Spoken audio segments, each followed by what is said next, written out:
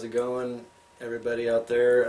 This is Chris from Perilous Times with my good friend Jared from the Unleashing. And how's it going? And he's passing through town and decided to stop by and pay me a visit, and we wanted to do a video and talk about some stuff and bounce some ideas off each other. Yeah, exactly. Yeah, it's cool. I haven't been in town in a long time either, but figured if I'm going up north, grab my bike, pass on through, hang out with you. Maybe we could shoot a video, and this is exactly what we're doing right now, so it's awesome. We were just down at the old junior high, checking that out. We joke about it being a FEMA camp, but we're going to show you guys the footage here. And it's, in all fact, it's kind of a serious thing, and I wouldn't be surprised if they do it in other towns, but this is the old junior high that we went to, and they closed it down, condemned the building, but instead of tearing it down or putting up something where they could work on it later, they put a fence around it, barbed wire at the top. And instead of just making it temporary, it's cemented in the ground, like for all time. It reeks of a FEMA camp or military storage for weapons and supplies, especially in Salmon, Idaho, in the heart of Idaho. I mean, you could really pull people out here in the middle of nowhere and lock them up in there, or whatever else that you needed to do. One thing you keep in mind in a town like this is a small town. It doesn't have a lot of money. They don't just spend money on things like this, like cementing a fence into the ground. They don't spend money like that for no reason. I mean, they have a purpose for this bigger than what it seems at the moment. They're not doing anything with it that we can see. Here we are at the old junior high. Now turned into a FEMA camp. They'll do it anywhere. Be on the lookout in your towns. Same thing can happen to you. That's the future of this building. Yeah, exactly. Fence is cemented in the ground, yes, yet it's condemned. It's like, why not just tear it down? Razor wire. They're not doing anything with it. Exactly. They're saving it for something. Yep. Yeah, I totally agree. Yeah, they're going to use something for it. They don't blow money in this town like that because they don't have it in the first place. Exactly, and that's the old junior high, and if the building's condemned, I mean, they'd have to tear the whole thing down. However, the fence would be in the way. If FEMA's funding them, you know, we'll start to see some activity with it eventually when things start to heat up. And there was those FEMA coffins down there. Yep, at I remember that. Yeah, no, absolutely, and I mean that's got people fooled. People think that those are tomb liners, and that's not what they are at all. They hold they can hold up to 3 bodies. They're plastic. They go right in the incinerator. When what's his name? From Predator, Jesse Ventura. Remember him? Oh, yes. Remember when he had his show and they found hundreds of thousands of them, and when they came in on the show, what did they do? They got him out of there just like that. If it was a coffin liner, they wouldn't throw a big deal. Hey, Ventura, we see you're making a show here, but seriously, no, they're actually coffin liners. What do? Overnight, they put them all on semi-trucks and they haul them out of there. Yeah. They get caught red-handed, they freak out. That's exactly what they do. It gets you thinking about things like the guillotines that we know were going to states. Yeah, exactly. It gets you thinking about things like pandemics. Mm-hmm. You know, we had that Ebola thing going on. Yeah.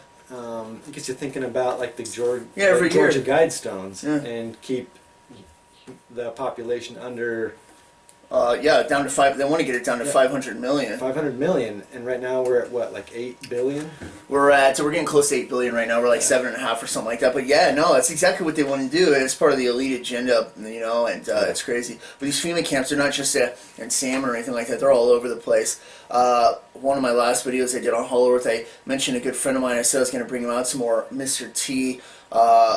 Good buddy in the Air Force for over 20 years. Guy's been everywhere. He was over there flying the Clintons when they were going through the whole Monica Lewinsky scandal, and the Secret Service on there was like, I don't know what she's so jealous of. She has more girlfriends than Bill does, and that's the Secret Service. I mean, they already know. And then they were there when they had to fly over there. They were on a set time to get out of Russia. And what's going on? Everybody's complaining about Trump. Hillary's back. They can't find her anywhere, and she's off having secret meetings with Putin and other stuff like that in Russia.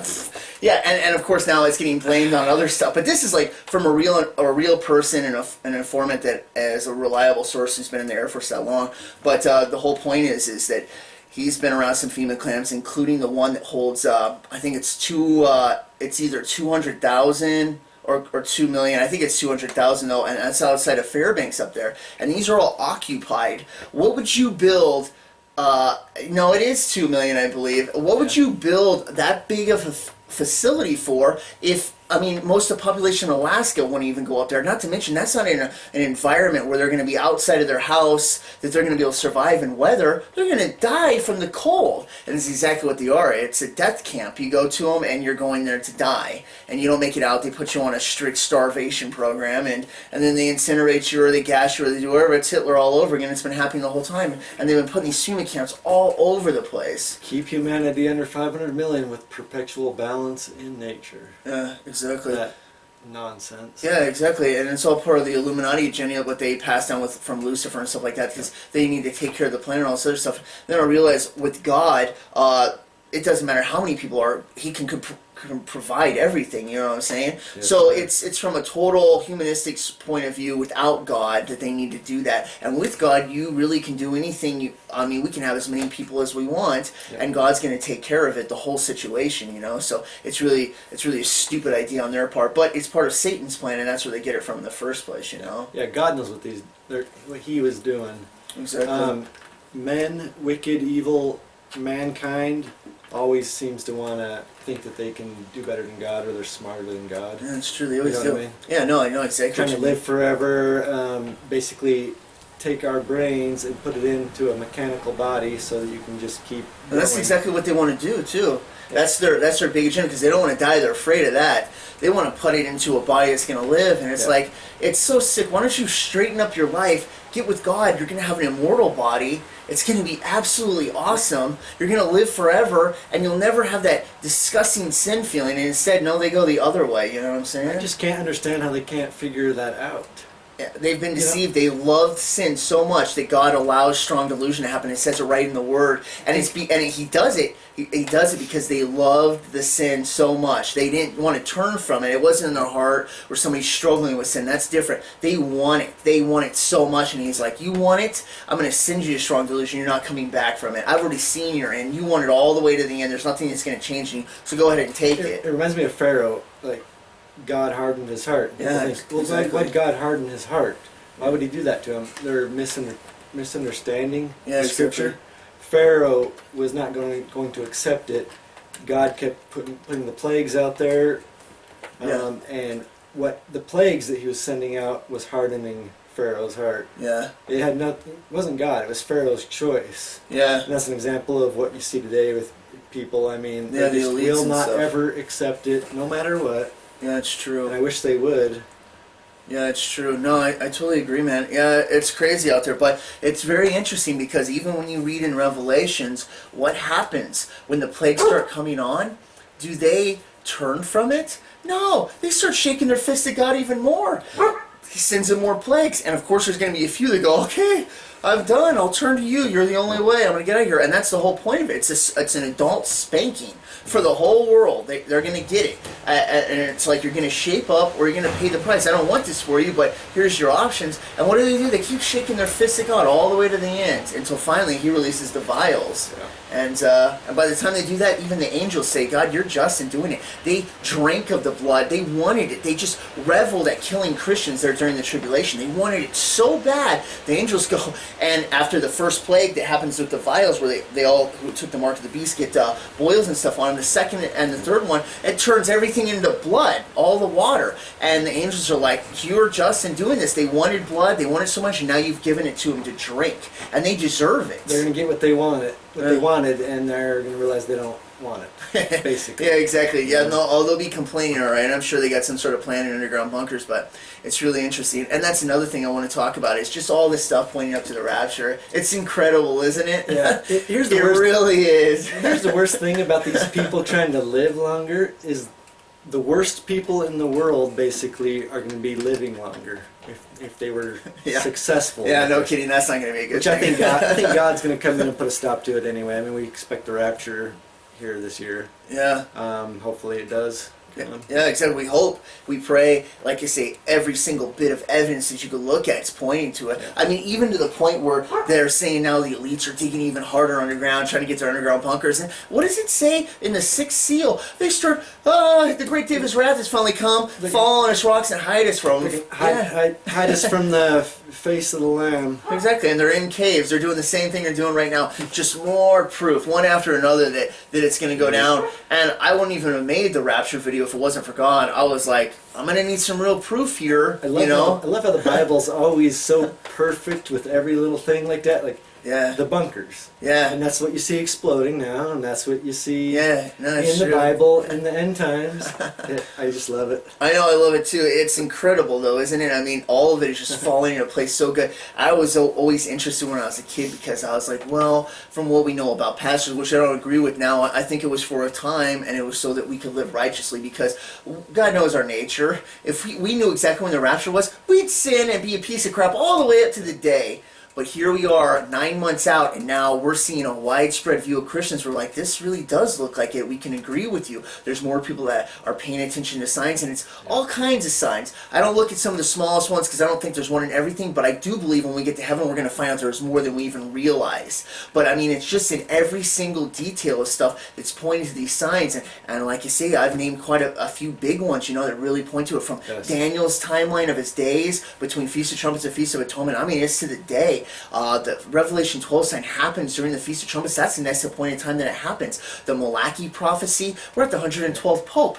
The Revelation chapter 17 of the false prophet, we're at the 8th king from 1929 Lantern Treaty. He's the 8th one from it that gave the Pope kingship, and that they even believed inside there he was the false prophet. I mean, it's just all fitting so perfectly. It's just one thing after another. And what do we see right now? We see wars and rumors of war. We're on the verge of World War III. We know that's the second seal that breaks during the tribulation when it starts. And then the worldwide economic collapse. If you don't know anything about the economy and you've done a little bit of research or you haven't, I encourage you to do it, and you'll realize that our economy is literally just hanging on by threads, and so are others around the world. That it's going to tank.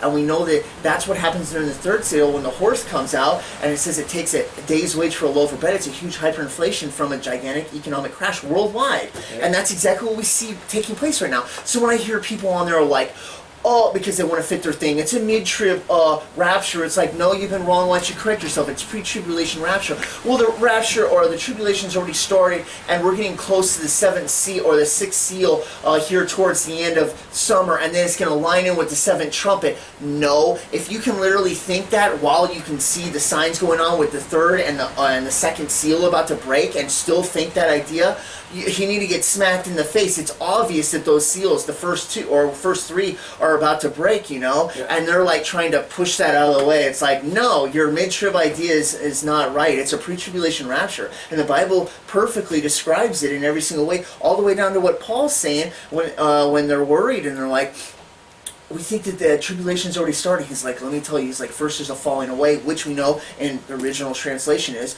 there's the harpazo, the gathering up, the rapture happens first, then the man of sin is revealed. It's a pre-tribulation smoking gun right there, and he warns them about it. Now, falling away, that's actually like a catching away, isn't it? Exactly, yeah. Okay. And that's the smoking gun. But with the Bible, it's truly an incredible thing. There's multi-dimension in it, even from the point of when, and I believe it's in Isaiah, when Israel gets attacked and their buildings fall down, and what happens when the Twin Towers fall? They use that very same verse, the same tree that broke, and they replant in Israel, they do again. It's like multi-dimensional, and I believe it's the same way with the churches that are in Revelations, and they're going through the different churches. But I also believe in another dimension, looking in the Bible, which the Bible can handle. It's everything. It's incredible. That's also a timeline of the churches, and the very last one, the Laodicea church, all about the money that God says is lukewarm, He wants to spew them out of His mouth. That's the church we see today. Fits it perfectly right before the rapture when John gets taken up. Yeah. And for anybody who doesn't know, that's the 7 churches in Revelation. Yeah. That's 7 candlesticks. Exactly, and that's the last one too. But isn't it interesting? They think that their wealth and their riches and stuff are what's keeping them, and God says, you don't realize you're filthy and you're naked. and you're lukewarm, you're neither hot nor cold. I want to spew you out of my mouth. And that's the whole prosperity gospel teaching that we have now from Kenneth Copeland to Paula White, who's Trump's advisor, you know. The whole thing just reeks of suspicion. What I've been saying the whole time, I don't trust the Trump deal. I think it's been a gigantic song and dance. Hey, look over here, things are going to get better. And while you're doing that, Christians who are part of the prosperity gospel aren't looking to the rapture, and they're going to find themselves in some big trouble. One thing we always know is no matter what, the Bible is going to be right. So when you look at things like the politicians, we know how it's going to end up. So you can't assume any of them are taking us in the right, good direction. Yeah. We know where it's heading, and we know who wins at the end. I know. And one thing that's suspicious is the whole pedophilia thing. We know they're going after him somewhat, but it's not enough. Why not Hillary Clinton? Why not these bigwigs? Yeah, I mean, I remember it was a few months ago. There was a bus, but it was like 800 or however many it was. But these were all like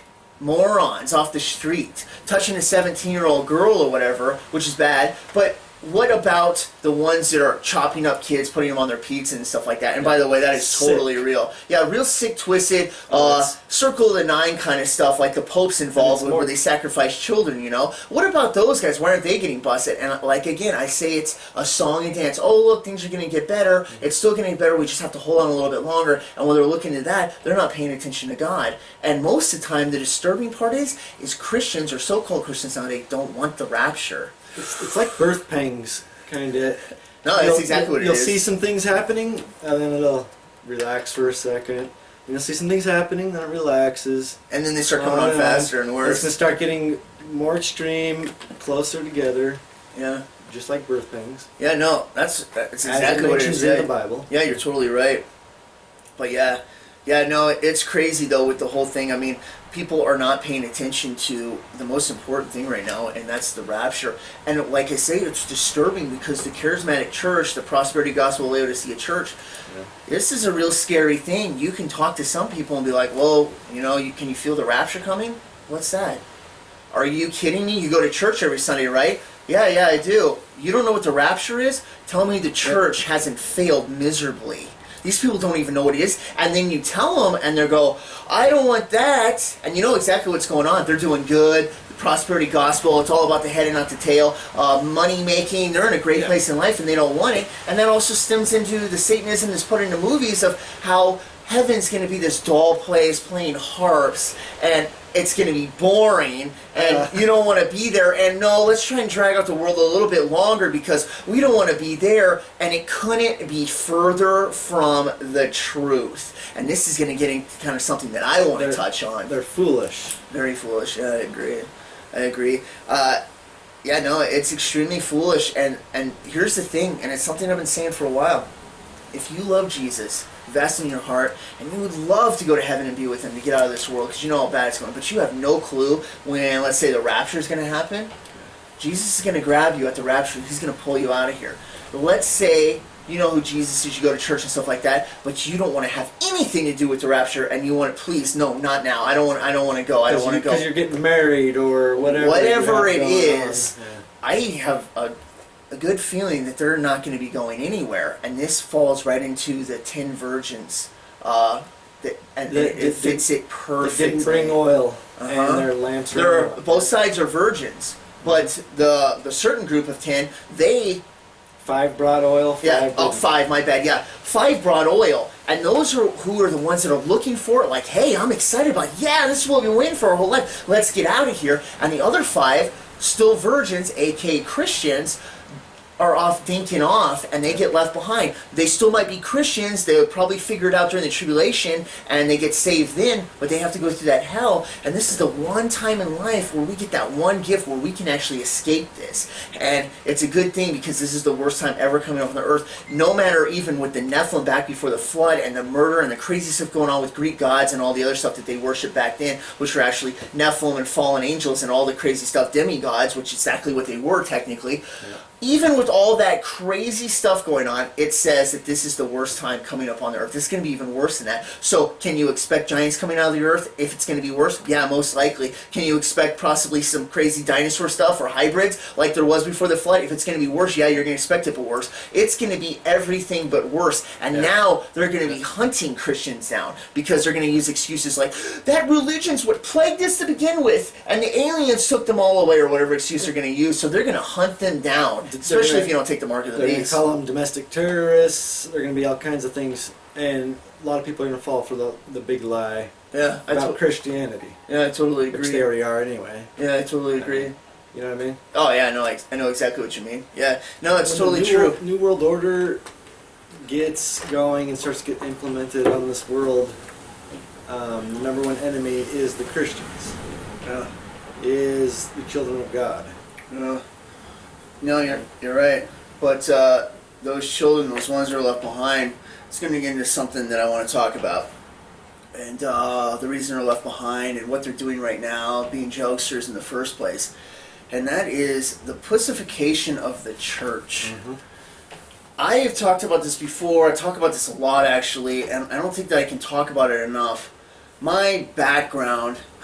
Heck, we grew up together. You know exactly where I stand on my background. It's warrior through and through. Yep. Ever since I was a little kid, before you even know me, man, I was protecting kids in first grade and everything else. It is who I've been all the way to the military. I haven't talked about my military past or anything like that, or any of that stuff, but it's been nothing but to be the greatest weapon that I can be, because I know as a good person, especially as a Christian, the more powerful a weapon you are, the more people you can help. Yep. And that's what I want to do. I want to be a protector of people as much as I can, you know? I'm glad you're on my side. I'm glad. Yeah, for sure, bro. And you are. I mean, we've both been on the side. We've fought evil together on several occasions, you know? So, but yeah, no, and it stems from multiple battlefields. But being a Christian, I've known it since I was a kid, you know? It's a physical, spiritual battle. They say people that don't want to have anything to do with it, we Christians will be like, well, we fight against principalities and stuff like that. Yeah, we absolutely do, and I won't deny it at all. And I know they do. I know the power of prayer. But that same person in a physical form, even if they don't have a demon in them, can still pull the gun and they can shoot you physically. All right? So to be rounded in every way, spiritually, mentally and physically, you know, I feel that that's a calling. And of course, if you're an older person, you know, it's not going to fit in your place, but we have a responsibility, especially men. Men have that responsibility, but they've been bought into this lie to be feminized, and it's disgusting. I mean, guys everywhere, you see them, they're going to their churches and sipping lattes, 150 pounds, couldn't fight their way out of a wet paper towel or a bag, and they're drinking their Monster Energy drinks, which is like 666, right in the church, and they're all too blind to it, thinking, oh yeah, this is what it's like to be a Christian, and then somebody's getting beat up on the street, they wouldn't be able to help them out, they'll be like, I'm going to call the cops on you, or something like that, when they should go over there, drag that guy off, and beat the crap out of him, you know what I'm saying? But they don't do it, and it's been so... It reminds me of Mystery Babylon, the men becoming as women. And that's exactly what it's talking about, because I believe America, just as you do, is Mystery Babylon. And it also says the songs go to sadness when it's talking about their music. It's not happening. What is the music on the radio all the time? It's nothing but dreary crap. I can't stand music nowadays. Yeah, it's agree. terrible. I agree 100% on that. Yeah, I mean, and that just fits it so perfectly. It's like, wow, yeah, their songs, they turn to sadness, and the men are like women now. That's exactly what they are. And they've given up their God-given right of being testosterone-filled, rough around the edges. Sometimes you get into a little battle, you know, and of course the Illuminati-filled courts, they don't want them to do that because they know the problems it solves, and they make huge amounts of money off of, they don't care who wins and who loses, or who loses, they just take whoever they can get the money from. So whether the good guy won the fight or the bad guy, they'll just go after whoever they can get the money from, and that's what it is. But now, as closer we're getting to evil, they're mostly on the bad guy side, it seems like, all the time. And you've heard my crazy stories from the guy that had grabbed out at school, who had the warrant out for his arrest, into the courtroom, a year of court, because he scratched his pinky finger in the process of me telling him to knock his crap off. unbelievable, you know. And that's not the first time something like that's happened to you either. No, it's not. They don't like when I tell the cops, "Hey, I'm a good guy, you guys. I'm a good guy." That's when they call in backup. We got a good guy here. We got a good guy. We don't want that. No, because they're bad. They're bad guys. They're of the wicked world. Yeah, it's true, and of course there's going to be those good ones out there, you know. But like I've said so many times, when it comes to that situation, the good ones will only be in for so long, and they'll realize this is overwhelming. There's nothing I can do from inside. I need to get out. It's the best thing that I can do. That way, I'm not a part of the system. And those are who I consider the really good ones. The other ones in that, no, if you're biting the system, you're not technically one of the good ones. You're going along with it, unless you're just happen to be one of the districts where it's a well-run one. But that seems to be rare nowadays because, like you say, it has been infiltrated, and we know back in the day, even the guys that were scoring higher on the test to become a cop, they were kicking out. They only wanted the dull ones because they could manipulate them to do what they want, you know, for martial law and things like that. Cops nowadays, when they do something wrong, they're not getting prosecuted like they should be. They're getting just paid vacation. Yeah. And this world is wicked. Oh, it totally is. And on the other side, you got these scumbags that actually the cops need to be taken care of, and they're suing them in court and making these big deals. It's like, no, actually, that guy's a piece of crap, you know. But they play both sides, you know, whatever way it's going to work for them. And basically, they're doing the chaos part right now, and then they're going to bring their special order out of it. You know, this is the Illuminati. So I'll tell you what, this world hates Christianity. It reminds me of Tim Tebow kneeling down on the football field. And he got condemned for that hardcore. Oh yeah, no kidding. Yeah, it's so true. You know. Yeah, it's so true. Yeah, no, they'll go after them, but you know, like I said before, if you're talking about something else, oh, it's hunky dory. Yeah. Especially if it has to do with Allah or Islam. Because, I mean, that's what they're pushing for. But we know that Albert Pike, he predicted the first 3 world wars. He was part of the Masons and every other occultic thing back in the day. I think he was a general, or he was an officer anyways in the Confederate Army. But he predicted, he said with the First and the Second World Wars, but when the third one came around, they were going to use Islam. And out of Islam, where they were going to bring in the ultimate agenda, which is Luciferianism, where they were going to shut out Islam and Christianity all at once to bring in the light, which they believed Lucifer. And of course, we see that taking place right now. They're pushing the Islam stuff all over the world. But I don't want to get off on a tangent because I can start talking for hours, you know. Yeah. But the point is about the pussification of the church. I've said it before, and I'm still going to probably do a video where I can get into where I'm talking about with the church. The church itself, the building. It's, as far as I'm concerned, God can take bad things and He can use them for good. But as far as I'm concerned, it's been completely pussified, and it shouldn't be there to begin with. The original Hebrew Aramaic word for church was called out ones, those who choose to follow Christ. They were the followers of Jesus. And when Jesus talks to Peter and says, "Peter, upon this upon this rock I will build my church, and the gates of hell will not prevail against it." He was referring, that rock was the faith in Jesus. And upon what the words Peter said by trusting in Jesus was what he was talking about. And that is the church. That's the faith in Jesus. And the gates of hell will not prevail against it. A frigging building? It's been infiltrated the whole time. Tell me how many people that have infiltrated the Illuminatis and all the big ones. They've got phallics on all the smaller ones. I mean, there's no way out of there. There's probably a couple good ones in there that aren't taking tithes or whatever. But you know what? They're still missing the point. You don't have to go to a pastor. You go straight to God through Jesus Christ. Personal relationship. And that's exactly what's going to be in heaven. When we're up there, it's not going to be cloud harping or any of that nonsense. And there's not going to be church buildings up there. We're going to know freedom like you can't imagine. It reminds me of when Jesus said, I'll destroy this temple. You destroy this temple and I'll rebuild it in 3 days. Yeah. They, of course, like always, were still caught up on the building way back then, like they are today. Yeah, exactly. But they missed the whole point of what he was talking about, which was the temple of his body. Yeah, exactly. That you will destroy this temple and he will rebuild it in 3 days. Yeah, never Exactly ever had anything to do with the building. Where did the building come from? Simon the Magus, who started the Roman Catholic Church. And from that point, even when they broke off, they are like, well, we don't want to do those things, we want to follow the Bible. But they brought some of the ideas over thinking it was okay when the whole thing was bad, right from the start. And that's where you get your church, that's where you get your phallics, which are the steeples on churches. That's why there's the crosses on top. And of course, Joseph Smith, he's like, oh, I built a new church, we've corrected it from the day. If he actually would have heard from God and corrected it, not only would it not be a church, they would have done away with the steeple completely. But what did he do away with? He did away with the cross on top of the steeple. So it's just straight Babylonian phallic. Of course, Joseph Smith originally baptized himself. And then later had his buddy baptized. At least said he had his buddy baptize him, and he baptized his buddy. Like most false prophets, they don't last too long. He got busted in town. He was already a horse thief. His family was already in the occult. He was a 33-degree Mason, so was Brigham Young. And of course, they won't deny that, but I mean, it's totally Luciferian at the top. And what had happened, he was sleeping with everybody's wife in town, and they shot him in the prison up in the second story. And it wasn't even a martyr's death. He had a gun stuck in a jail. He's shooting back from the second story window, and they shoot him out the window, and he hits the ground. It's so ridiculous. But you know, you get bought in, people get bought into these lies. Yeah, oh, black people aren't allowed in our church until yeah, I don't even know what the date was. It was the 80s. Yeah, because they believed that they had the mark of Cain. But that is so taken out of context. The mark of Cain had to do with God marking him, because Cain was afraid to go out because he was worried to die because of him killing Abel. And God's like, I'll put a mark on you so you'll know, and you won't be killed. Where the blacks came from was from Ham. It says in the book of Enoch, when Noah was born, he glowed. Boom! The whole room lit up, and from his 3 children, Japheth, Ham, and Shem. That's where you get your 3 colors. Japheth was the white; he took over the northern areas. Ham ended up having black descendants, went into Africa, and Shem is the line that Jesus falls from, that went into the line of David, and he would have been more reddish colored. All right. So when you got these other people on the internet are saying, "Oh, the Jews are black."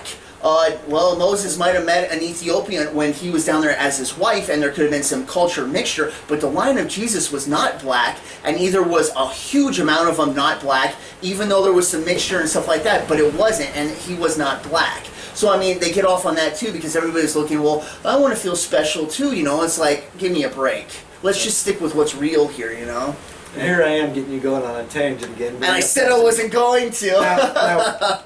Now, people, we could go forever, that's for sure, but we're trying to, just talk about a few little things. We're trying to keep this timely here, so... Because we could go for hours and hours, which we do anyway off camera. The church, though, what they've missed out on is they are the called out ones. They're the ones that choose to follow Christ. Yeah. We were born to be with God. He's our Father, and even though we are not born again yet, we have the pink slip when we asked Him into our heart at Pentecost, and when it was first happened. But we have that point when we ask it in. We have our receipt. We're ready to go, and when the rapture happens, we get our new body. And we are born again, just like Scotty Clark pointed out in his video, and he's right about it, and it's a really great point. But until that time, we're representatives of the Most High. Even when I played sports or anything I did in my whole life, everything I did, I wanted to be the best at it. Why? Because I know that I'm representing God. Yeah. I'm a Christian, so when people ask, who is that guy, and how the heck is he so good, Well, that's true. Well, actually, he's a Christian, blah, blah, blah. Because Christians get this rap so many times of being little pussies, or not being able to handle anything, and not being warriors. And I try to be the complete opposite of that, because I'm representing God, the Most High. They forget that when we go up there and we get our new bodies, not only are we going to have incredible abilities, from eagle vision, flying, and everything else, we're going to be warriors. The whole system is designed with a king. It's almost like a knighthood sort of thing. He's our Father, and that gets in the whole word of meekness. The best description I ever heard of that was power restrained or power under control. You get this idea of meek because it sounds like weak. Yeah. It's a weak idea, and it's the complete opposite. When you think of meek, think of Dragon Ball Z Kakarot, think of Superman, but most of all, think of Jesus. Here we have the master of the universe coming down, loves us to death, dies for us, teaches us this is the best way you can do it. You know what? If you have a brother that you care about and he's doing this, turn your other cheek too. You're going to put hot coals on his head when you do this stuff. Yeah. He's going to come back. You're going to win him over. That's the best way to do it. What happens at the second coming? Bloodbath. All right? It doesn't mean he has to. It's power restrained. Yeah. It means you can be the most badass, awesome Christian in the world.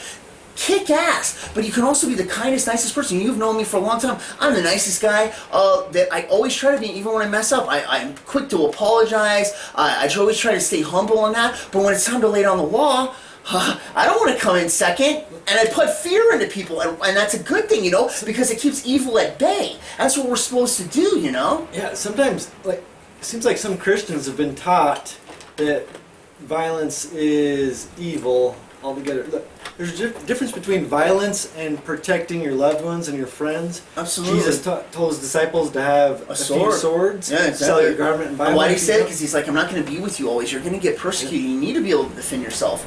Proverbs, the horse is prepared unto battle, but safety is of the Lord. Exactly. You don't just be a weakling and just get taken over. Think about when we ride back with Jesus at the second coming. That's us. Yeah. All the ones that have died and we're up there with Jesus, or we've been raptured, and we're back on steeds, and we come back, and what does it say? It says we rule with him with a rod of iron. Yep. This isn't going to be tolerance and understanding. It's the law of Jesus on the land, and if there's any stray Nephilim, I don't know if there will be running around. Goodbye. Slave. Yeah, no, Yeah. it's gonna be a battle. You know what I'm saying? And we keep the law, but it's also just. We're not ruling like tyrants or power or anything like that. There's tons of love carrying the whole time, but at the same time, when it's time to lay down the law, you lay down the law, and that's Jesus. That's the Old Testament and the New Testament. They're both together. One's not thrown away. Here we have God, and they went in, they took care of stuff. They took out the Nephilim in Canaan, which is Israel. Yeah. And here we have Jesus coming in peaceful. But it's the whole picture when you put it together. Yeah, you can take out the bad guys, and yeah, you can still be a good person at the same time. Listen, people, reject or embrace Christ, but he still reigns, regardless. Okay? That's absolutely, dude. I totally agree. It doesn't matter what you happen to believe or what you've been taught. It's the truth. Yeah. My brother, I don't know if he's going to mind me saying this, but he was at this... it was kind of a men's convention when they go up in the mountains, and they're up there for some days, and they talk about God and stuff like that, but you try to draw close to God. Well, my little brother had a vision when he was up there, and I'm a little bit jealous, but I think it's totally awesome. And he was showing one of his gifts that he's going to be given in heaven a little bit early in this vision, and it was a sword. No way. Yeah, it was a short sword. He said he's never felt anything like it. It felt like when he held it, it was a part of him, like it was a close friend he's known his whole life. Wow. And when he held it, it's like all of his life he was balancing on one foot, but all of a sudden now he was on 2 feet and unstoppable. It had power. It's like it could sing to him, but it knew its own moves, and he knew just how to handle it, like he'd known it the whole time. Why would people have visions like this? Or this other guy I heard on YouTube when he was up there, and God pulled back his garment, and he started to see this armor he was wearing. He's like, God, please, Jesus, put it back on me, because I am worried I'm going to be too self-righteous of this. It's too beautiful. I look too incredible. I feel too honored. So Jesus put the hood back on. What about L.A. Marzulli? That guy that saw what about the guy that saw the horses? That's exactly what I was about to say, yeah. L.A. Marzulli, he has his vision of the rapture, and the other one where we ride back, he said they only last about 5 seconds. We're riding back into battle at Armageddon, riding through Jesus, busting through the clouds. Tell me how awesome it's going to be on flying horses, right? And when he's coming through, he's like, I had the feeling that I would never fall off that horse, like it wouldn't let go of me. Almost like some avatar, symbiotic relationship. The horse is reading your mind, and you're connected to it. You think where you want to go, right? But that's not the only one. The other guy that went to heaven, he went up there and he was getting a tour, and he made it over there, and these horses, they were in formation, but one of the things he said is like they were hovering off the ground about 2 inches. And he's like, what are they doing? He's like, they're practicing battle formations for some men who are coming. He's like, well, where are they right now? He's like, they're soon to be here. Exactly. And who is that? He's talking about us when we're going to be up there. This is us as warrior Christians, right? And even though we don't have that power now, we use Jesus, because we don't have the power. When we cast out demons or tell demonic beings to go, it's through him, but we have that authority because we are sons of God. And just like we were made a little bit lower than the angels, we're going to be higher. And we know that one angel in the books can lay down armies in one night. We're going to be higher, the sons of God, stepchildren with the Most High. The power and authority we have, we're like knights and princes, you know what I'm saying?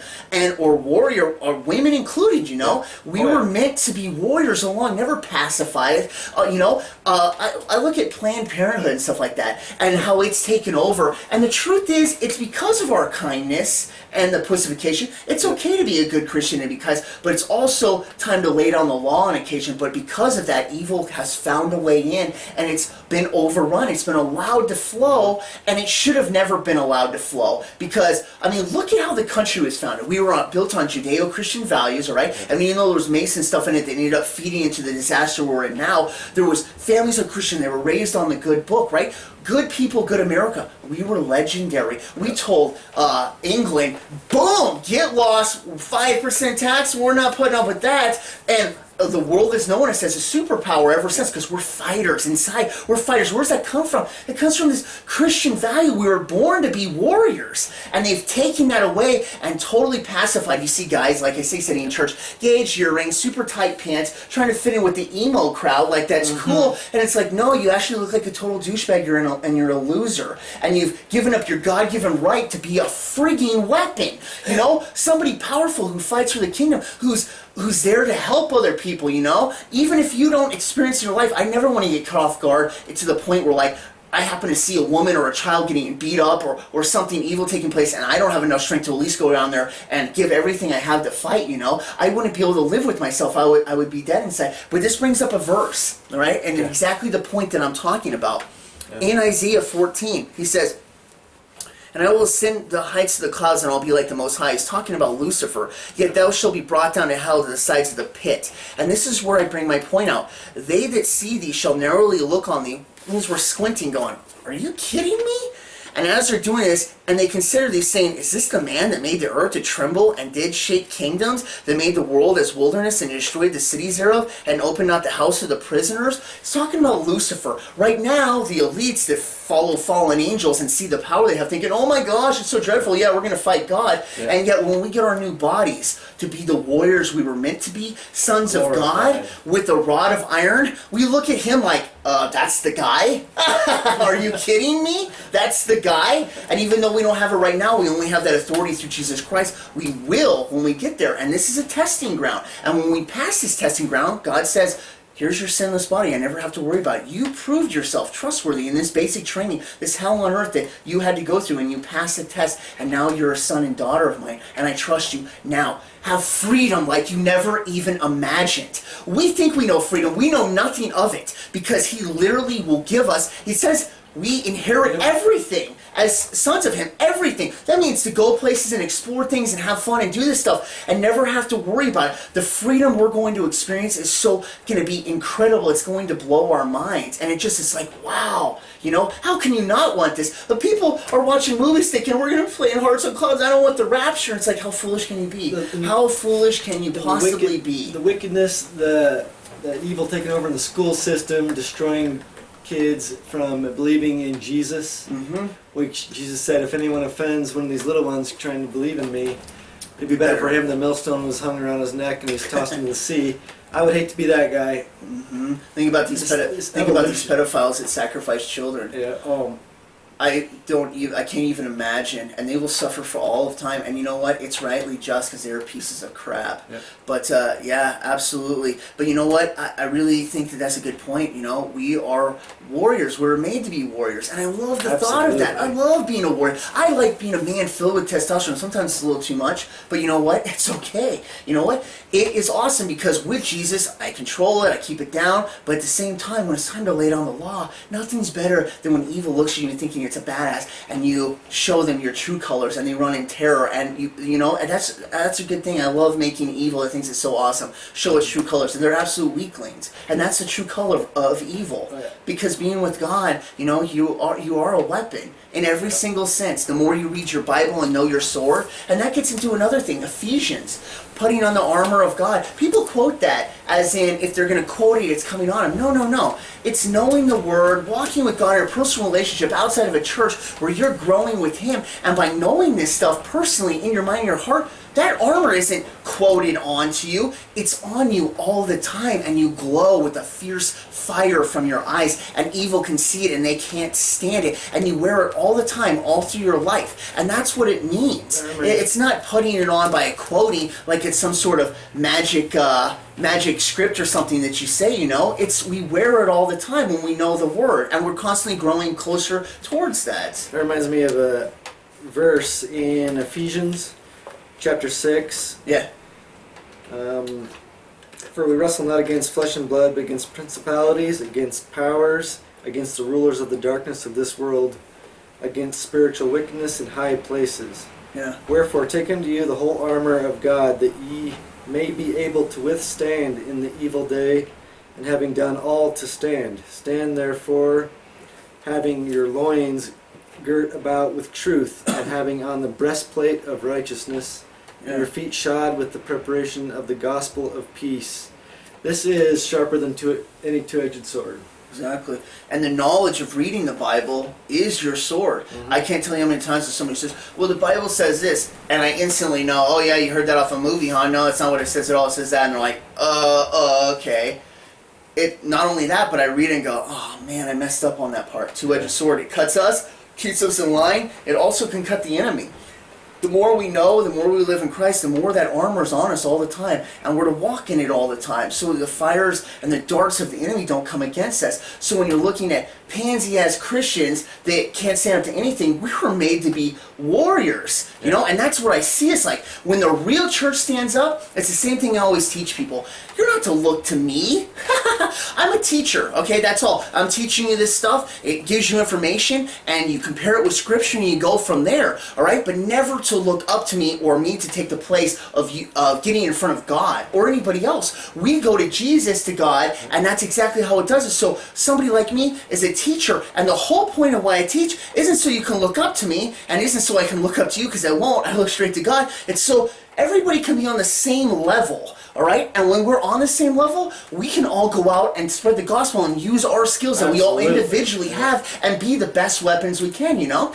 Yeah, on the same level. That's what I want. I don't want people looking up. I want to bring them up so, like, yeah, now you're ready to go. Now go kick some ass. As a saved Christian, you have a thirst to want to try to help people understand. Exactly. It's not anything to do with trying to draw attention to you or anything else. It's all about Jesus. Sometimes they get lazy, though. Well, actually, that's the majority of the problem. They get lazy and want to listen to a pastor and stuff. And you're just going to keep hearing the same nonsense about tithing and stories in the Bible. And when they say, oh, follow along, you're reading what the pastors put into your mind. You're actually reading. You got to do this at home. You got to read it and read the whole thing. Money is the root of all evil. Give it to us. Yeah, exactly.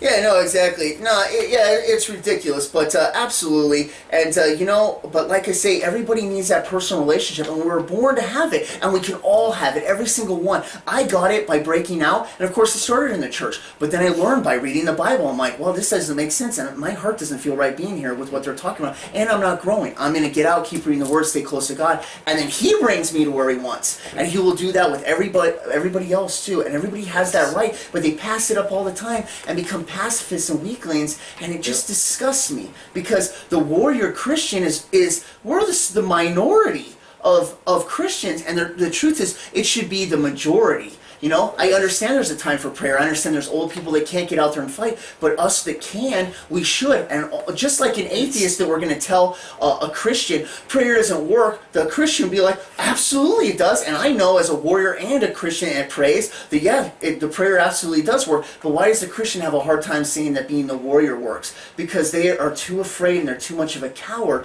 And no, it actually is a part of the whole thing. Physically, spiritually, and every other way, to be a weapon to help people lead people to Christ and be a warrior that, you cast out demons and you put them in terror, like, oh no, we got Jared or we got Chris coming in here.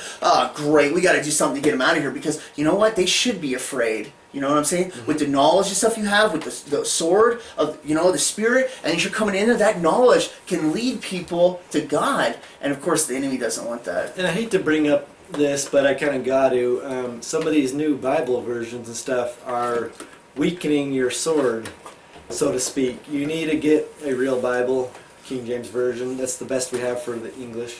Yeah, that's the one I like to use too. There's a lot of corruptions. Even though there is a few things like the word Easter and stuff in it, you take that out and put in Passat for Passover, and things like that. But there's less than the other things out, like in Acts 8, when that disciple's coming along, and he's like, so if I ask Jesus or if I ask him in my heart and believe, I will be saved, and he's like, yes, and he does, so he does, and then he goes and gets baptized, and of course in the NIV, they take that whole part of him asking out, and they just go to the baptism.